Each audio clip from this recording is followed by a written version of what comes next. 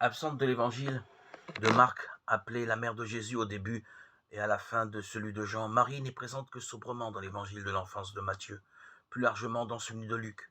Luc la remet en scène au début des Actes des Apôtres. Elle est auprès des disciples, enfermée dans la chambre haute, où ils vont reconstituer le groupe des 12. Marie est avec eux, ancrée dans la tradition juive de son peuple. Avec eux, plus qu'eux, elle est témoin de l'humanité de Jésus, le ressuscité, dont ils attendent l'esprit promis par Dieu. Trait d'union entre les deux alliances. Marie est silencieusement prête à l'imprévisible de l'esprit, celle qui manifeste le lien inaltérable entre le don de Dieu et le monde toujours opaque des humains.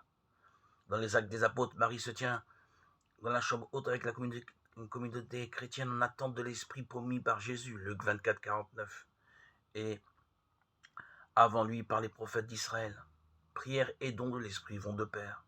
Prière et rumination des Écritures à la lumière de la vie de Jésus également. Marie apparaît ici comme une figure de proue de la prière, comme dans le premier chapitre de l'évangile de Luc.